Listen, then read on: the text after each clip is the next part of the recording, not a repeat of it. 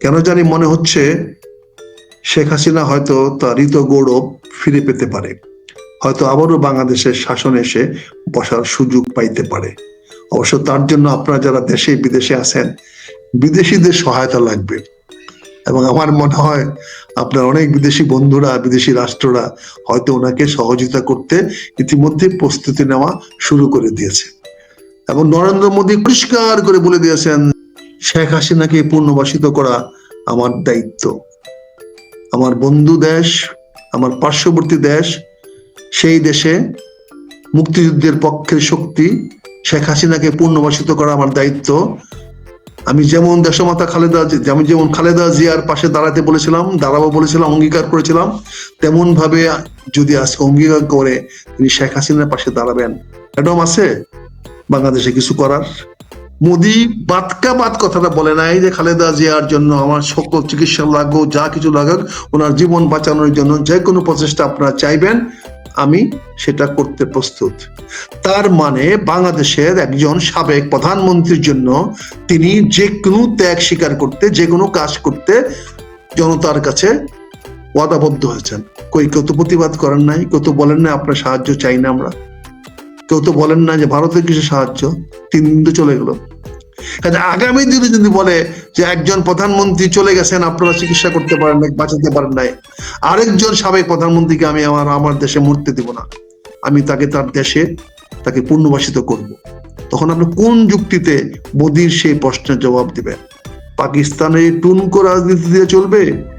আর আমাদের দেশের বন্ধুরা পাকিস্তানের স্বপ্ন দেখেন, পাকিস্তান জিন্দাবাদ বলেন, পাকিস্তান জিন্দাবাদ। এই বাংলাদেশের মানুষ পিনাক ভট্টাচার্য বলতে হয় যে এটা কিন্তু জয় বাংলা করে দেওয়া হয়। আমি আহ্বান জানাবো আওয়ামী লীগের ভাইদেরকে প্রতি, ভাই আপনারা 15 বছর ক্ষমতায় ছিলেন, ধৈর্য ধরেন, অধৈর্য হয়েন না। অধৈর্য হলেই কিন্তু জিনিস ধ্বংস হয়ে যায়, নষ্ট হয়ে যায়। অপেক্ষা করেন, 5 বছর না হয় ক্ষমতায় থাকলেন না, 1.5 বছর তো চলে গেছে, আর কয়টা দিন? এটা নির্বাচন, সুষ্ঠু নির্বাচন হতে দেন। সেই নির্বাচনের পরে বাংলাদেশের আকাশের দুর্যোগের ঘনঘটা অনেক দূর সরে যাবে, কিনা আমি জানি না। আসলে আমাদের বাংলাদেশের মানুষের মধ্যে যদিও ভুল বুঝতেছে, কিন্তু গতকালকে আমি এই শুভেন্দ্র অধিকারী নামে আরেকজন সাংবাদিক, ইন্ডিয়ান, কলকাতার সাংবাদিক, ওনার সাথে কথা বলেছিলাম লাইভে। তখন উনি আমাকে একটা প্রশ্ন করেছেন যে ভাই আপনি প্রশ্ন তো করেন, আজকে আমি করি। তাই করেন দাদা, সমস্যা নেই। বলে যে ধরেন যদি এখন জামাত আর বিএনপি আছে, আওয়ামী লীগ তো নাই, আওয়ামী লীগ ভারতের বন্ধু, ওকে, এখন এই দুইটা দলের মধ্যে কেউ একটা ক্ষমতায় আসবে, ইন্ডিয়া কার পক্ষে যাবে? তাই বলে অবভিয়াসলি ইন্ডিয়া বিএনপির সাপোর্ট করবে। বলে যে এই কথাটাই তো আপনাদের লোকজন বুঝে না। আমি তো তা ঠিক, বলে যে ইন্ডিয়া তো জামাতকে সাপোর্ট করে না, ইন্ডিয়া বিএনপি কে সাপোর্ট করবে না, ইন্ডিয়া জামাতকে সাপোর্ট করবে।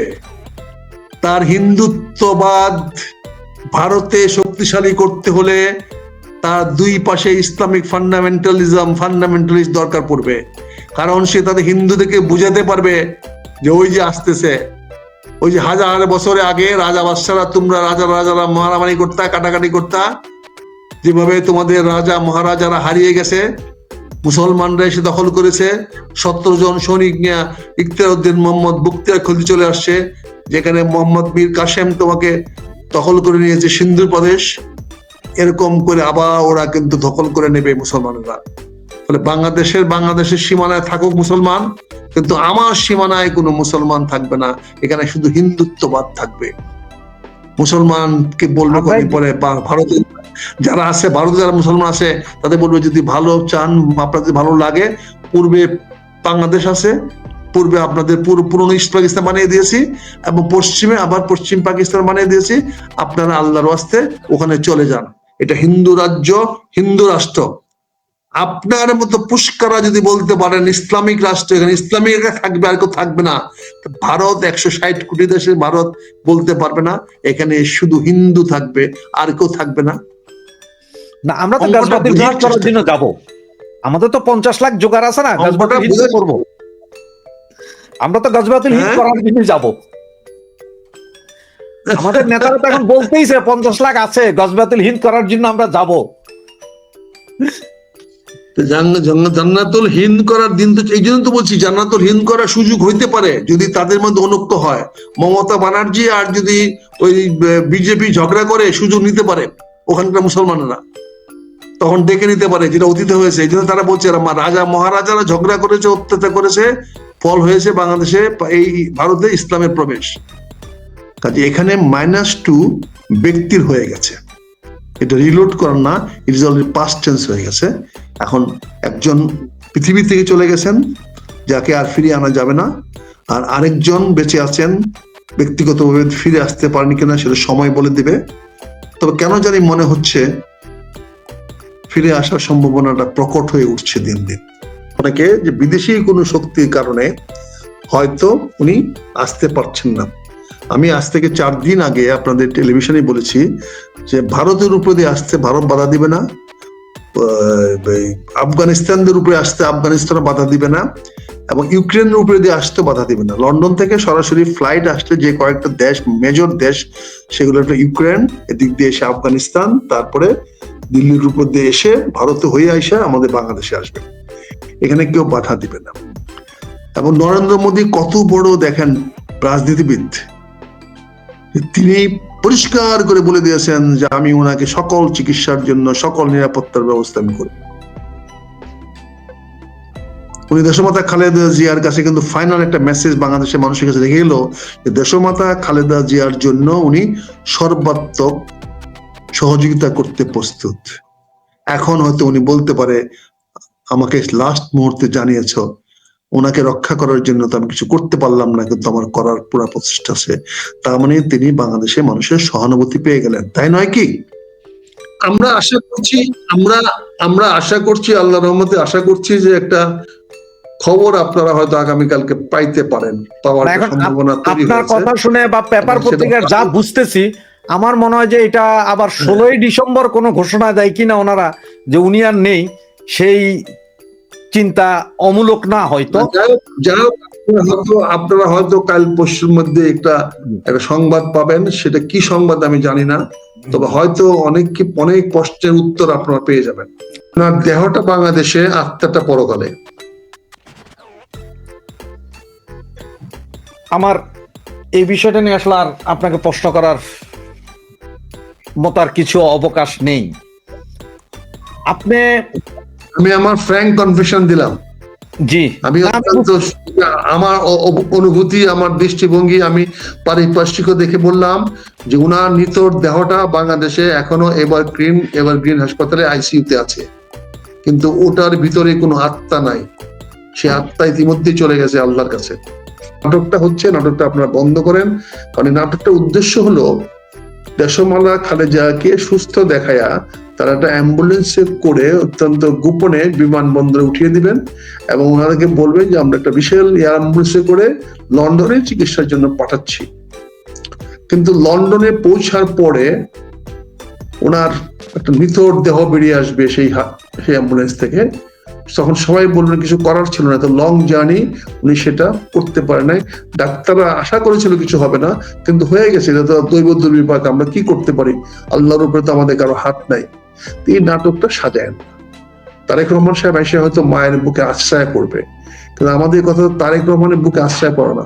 আমার কথা দেশমাতা খালেদা জিয়ার চিকিৎসা, উনাকে আরোগ্য লাভ করানো, ওনাকে বাঁচিয়ে রাখা।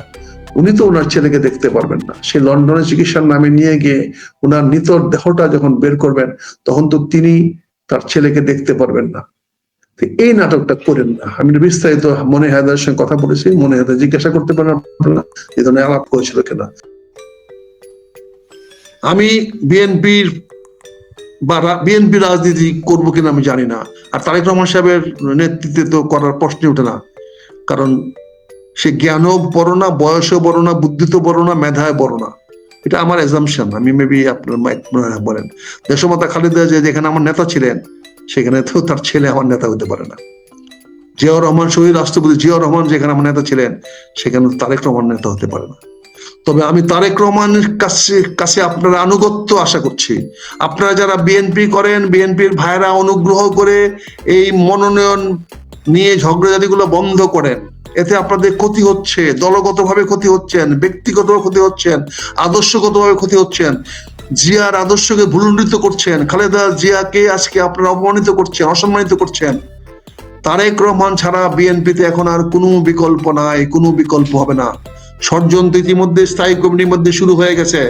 বিএনপি আগামীতে ক্ষমতায় গেলে প্রধানমন্ত্রী কে হবে? যদি দেশমাতা খালেদা জিয়া চলে গেছে এবং তারেক রহমান ফিরে আসতে পারবে না, তাহলে তো স্ট্যান্ডিং কমিটি কেউ না কেউ প্রধানমন্ত্রী হবে। আমাকে তো ডাইকে নিয়ে প্রধানমন্ত্রী বানাবে না, স্থায়ী কমিটি যারা আছেন তারাই হবেন। তাদেরকে কারা বাংলাদেশে প্রধানমন্ত্রী মানবে, এই বিষয়টা আপনারা একটু বিবেচনায় নিয়ে ঐক্যবদ্ধ থাকেন। বলেন তারেক রহমান যেখানে থাকুক না থাকুক, দরকার বলে দেশ ডিপ্টি প্রাইম মিনিস্টার দিয়ে চালাবো। সে রামের মতো রামের জুতা রেখে ভারতবর্ষ 20 বছর শাসন করেছে। তো দরকার পড়লে আমরা আবারও তারেক রহমানের খরম রেখে বাংলাদেশে আমরা দেশ শাসন করব। আর ডিজিটাল যুগ, তাকে প্রধানমন্ত্রী এক্সাইল ঘোষণা করে উনি লন্ডনে থাকবেন, খাবেন দাবেন, ডেলি টেলিফোনে উনি আমাদের রাষ্ট্রকে চালাবেন। আমরা মানলে সমস্যা কোথায়? আর যদি বিএনপি সরকার গঠন করতে পারে, তো বিএনপির প্রধানমন্ত্রী যে এখানে বসে থাকতে হবে এর কোনো গ্যারান্টি আছে? উনি লন্ডন বসে করতে পারবেন। কাজে ওনার জীবনটাকে কেন এখন ঝুঁকির মধ্যে ফেলতেছেন? ওনাকে ডাকে এনে মার কাছে আসার জন্য। একদিন আসে নাই, ফরগেট ইট। এতদিন মায়ের কাছে আসতে পারে নাই, এখন ওনার মায়ের কাছে আসার কোনো প্রয়োজন আছে বলে আমি আর মনে করি না। কিন্তু আপনারা ঐক্যবদ্ধ হন, সম্মিলিতভাবে আপনারা এই দেশটাকে, আপনাদের আদর্শকে, জিয়ার আদর্শকে, খালেদার আদর্শকে বাস্তবায়িত করেন। ঐক্যবদ্ধ হয়ে নির্বাচনে যান। জনগণ আপনাদেরকে ভোট দেওয়ার জন্য মুখে আছে। আপনারা দুর্নীতিমুক্ত হন, দলকে টাউট পাটপাট চোর থেকে আপনারা দূরে সরান, আপনারা অনেক ভালো থাকবেন। আমি পরশুদিন স্থায়ী কমিটির একজন সদস্যকে প্রকাশ্যে বলেছি, ওনার নাম আমির খসরু মাহমুদ। ওনার একটা হোটেল আছে, হোটেল শেরিনা বনানীতে।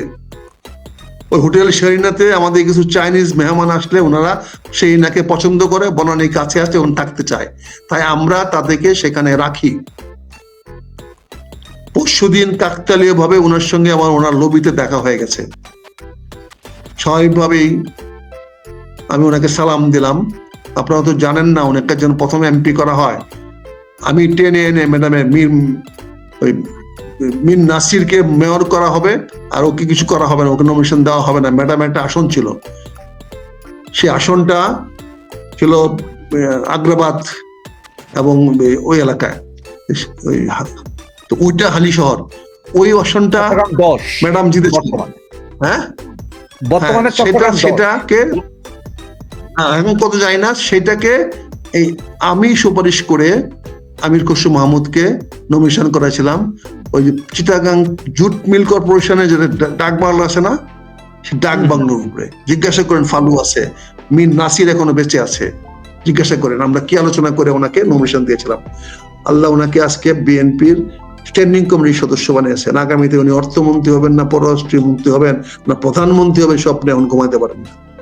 অতলোক সময় দেখা হয়েছে, আমি বললাম যে আপনার হোটেলে আমার কয়েকজন গেস্ট আছে, এটা কি ওনার খুশি হওয়া উচিত না?